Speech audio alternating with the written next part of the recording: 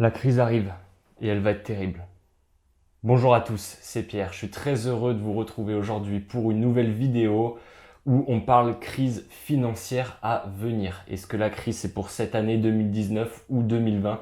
C'est ce qu'on va essayer de décrypter dans cette nouvelle vidéo. Alors, je fais cette vidéo aujourd'hui parce que pour ceux qui connaissent un peu le parcours, je suis conseiller financier en fait pour des clientèles de particuliers au sein d'une grande banque et donc je les aide à investir en bourse. Et c'est quelque chose qui revient très souvent en ce moment avec mes clients. Durant nos échanges, tout le monde a peur de la crise à venir qui va être terrible. Je vois beaucoup de vidéos aussi sur internet, dans les médias, on en parle énormément. Et il y a pas mal de choses qui sont dites dessus, pas toujours vraies, donc il est important de nuancer tout cela. Il y a de grands risques aujourd'hui, c'est vrai, mais je vous propose donc de décrypter tout ça. Premièrement, si vous vous intéressez un petit peu à l'économie, à la finance, c'est vrai que ça fait des années maintenant qu'on a des taux d'intérêt qui sont très bas. Et donc ça, c'est la première bulle potentielle, c'est le crédit, où on a vu justement avec ces taux d'intérêt très bas, eh bien beaucoup de particuliers, d'entreprises, de municipalités ou d'États qui ont eu largement recours au crédit pour faire ce qu'ils avaient à faire, investir, consommer, mettre en place des relances budgétaires, pourquoi pas, avec cet argent qui est quasiment gratuit. On le voit aussi ces dernières années et plus particulièrement ces derniers mois, les taux d'intérêt négatifs qui se sont véritablement démocratisés. Alors on connaissait par exemple l'État allemand qui emprunte à taux d'intérêt négatif sur 10 ans depuis maintenant pas mal d'années, la Suisse également, mais ça s'est vraiment élargi. Maintenant l'Allemagne emprunte à taux négatif sur 30 ans, on a la France aussi qui emprunte sur 10 ans à taux légèrement négatif, plutôt autour de zéro en ce moment. Mais aussi chez les entreprises, et ça c'est quelque chose de totalement nouveau. Pour vous donner une idée, en janvier 2019, donc au début de cette année, le montant global de la dette d'entreprise qui était à taux d'intérêt négatif, c'était 500 milliards de dollars dans le monde. Aujourd'hui, 10 mois après, c'est 1000 milliards de dollars. On a doublé cette somme en l'espace de 10 mois.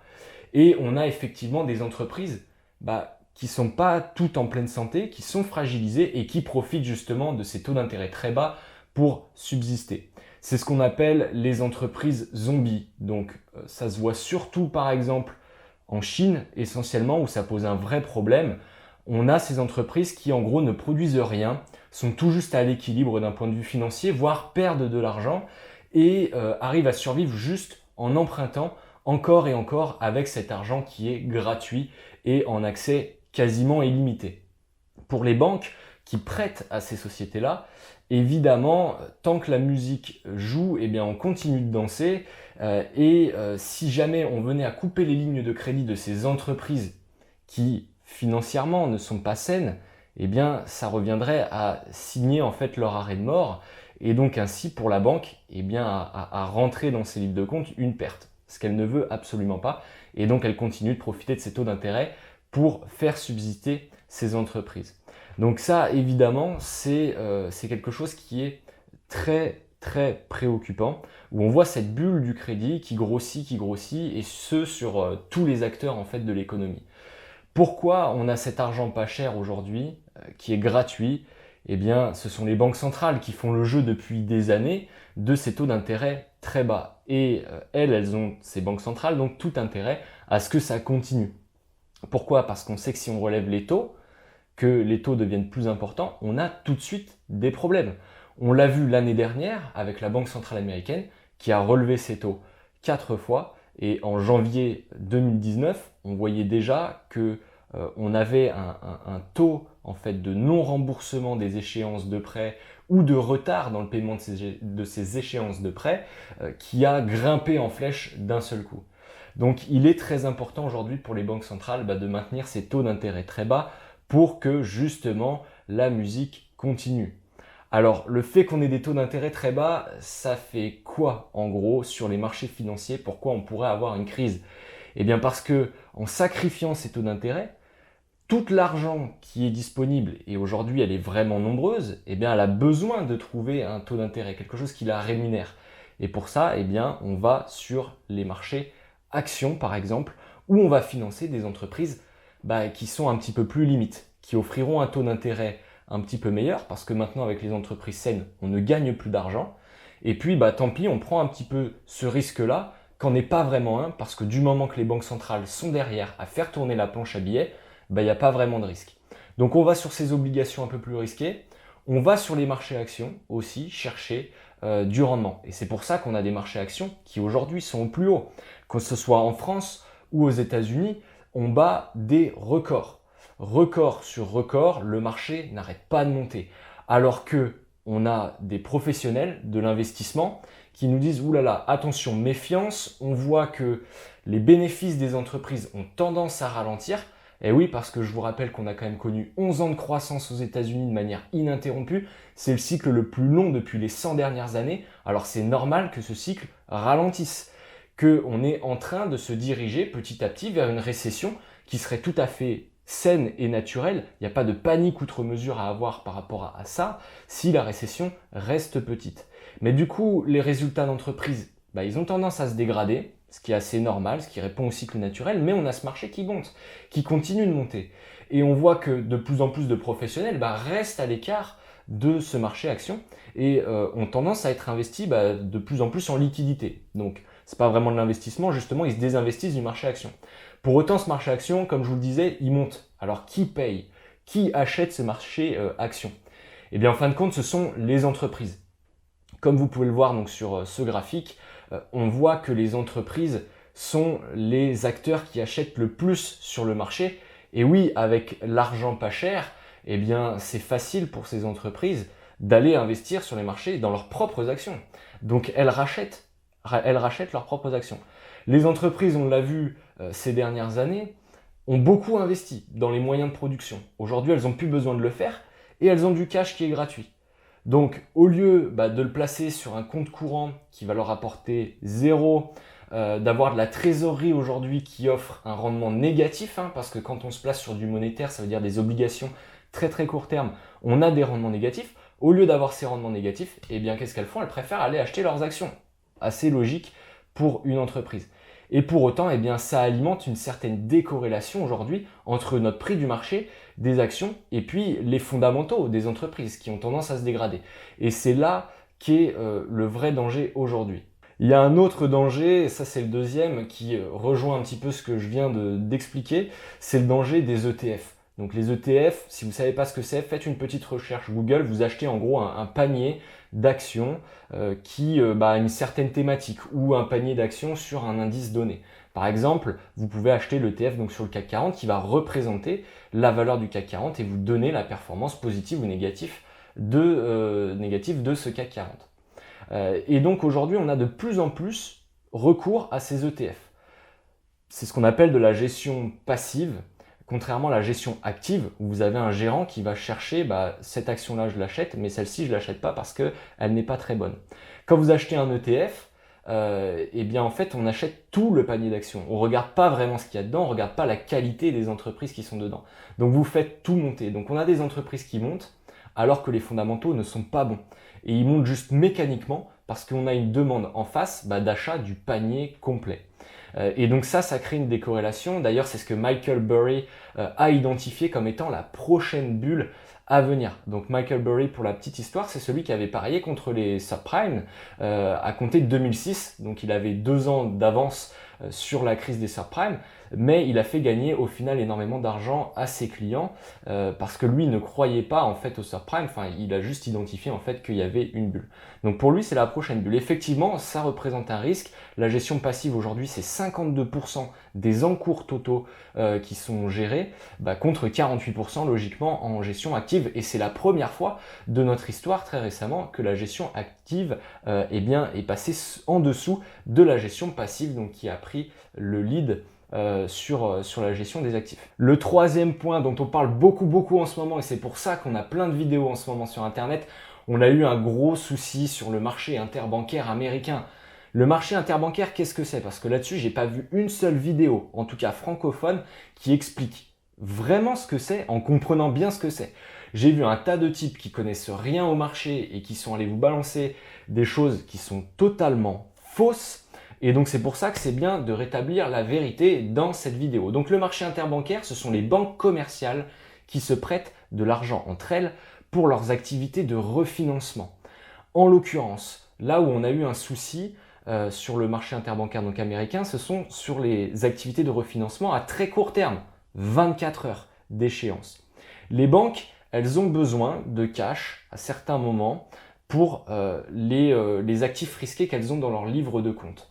Aujourd'hui, on a des règles qui sont très strictes, qui sont imposées aux banques suite à la crise de 2008 notamment, qui, pour chaque actif risqué détenu dans leur livre de compte, leur imposent en face d'avoir un certain montant de cash, de liquidité, pour au cas où les actifs risqués perdraient de la valeur subitement, et bien qu'on n'ait pas de nouveau un cas comme Lehman Brothers avec une faillite de la banque qui ne puisse plus être en mesure en fait de faire face à ses obligations. Donc on a ce système réglementaire qui est aujourd'hui extrêmement exigeant et on a ce marché interbancaire américain qui s'est figé. On n'avait plus de liquidité. Donc les taux d'intérêt sur ce marché interbancaire sont montés en flèche. Ils ont atteint quasiment les 10%. Donc pour une échéance de 24 heures, dans un monde aujourd'hui où on a des taux d'intérêt négatifs et où l'argent ne vaut plus rien, je vous laisse imaginer la panique qui s'est emparée de ce marché. La Banque centrale américaine est intervenue effectivement, un peu en catastrophe, en injectant 70 milliards de dollars, et ce à plusieurs reprises, sur ce marché, donc pour les activités de refinancement de 24 heures. Très récemment, il y a 5 jours, au moment où j'enregistre cette vidéo, donc le 2 novembre, elle a augmenté son plafond d'intervention, la Banque centrale américaine, donc de 70 milliards de dollars par jour à 120 milliards de dollars par jour. Donc ça veut bien dire qu'on a quand même une tension sur ce marché. Qu'est-ce qui se passe? Pourquoi, effectivement, il faut s'en soucier, mais pourquoi c'est pas si grave, en tout cas dans l'immédiat? On a eu des grandes banques américaines qui ont eu besoin de cash. Précisément, les 3 plus grandes banques américaines, qui sont JP Morgan, BofA Merrill Lynch et Citigroup. Ces 3 plus grosses banques américaines ont eu besoin de cash et donc n'ont plus prêté de cash sur ce marché interbancaire. Donc forcément, on n'avait plus l'offre suffisante en face et donc les taux d'intérêt sont montés en flèche.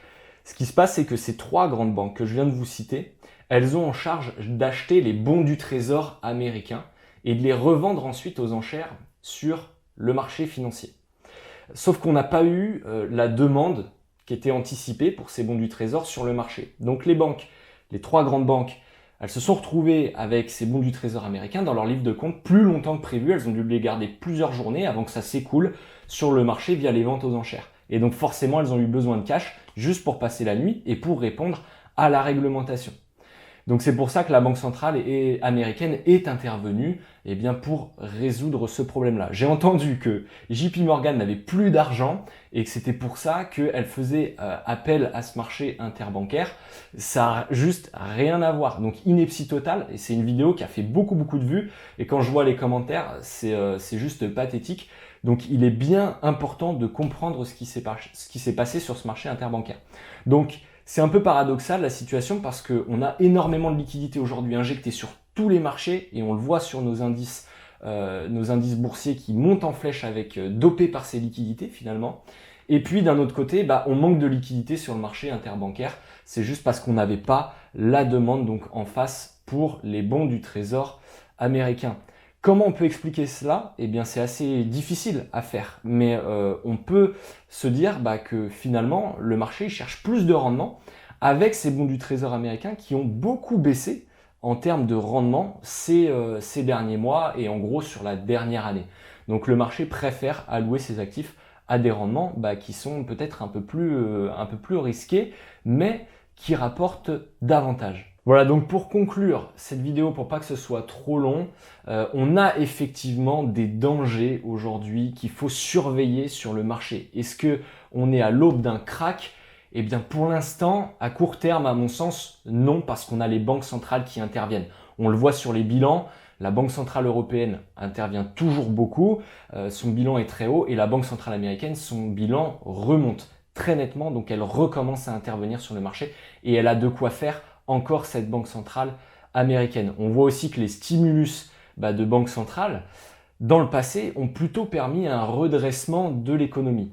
Pour autant, la limite qu'on peut donner à ça, c'est que les années de croissance, on les a quand même faites. Et à un moment donné, quand les ménages ils ont acheté une voiture neuve à crédit, c'est pas parce que les taux sont bas, c'est pas parce que l'argent est gratuit qu'ils vont se racheter une deuxième ou une troisième voiture neuve. À un moment donné, il faut qu'en face, il y ait une nécessité économique que l'on n'a peut-être plus aujourd'hui. Après, le marché, la finance, c'est pas l'économie, et ça nous l'a prouvé plusieurs fois. Pour l'instant, il n'y a pas de signal vendeur sur le marché, et donc il est important de trader ou d'investir par rapport à ce que vous voyez, et aujourd'hui, le marché ne nous envoie pas de signaux de vente. Donc, restez attentif effectivement à toutes les statistiques qui pourraient montrer une continuité de la dégradation.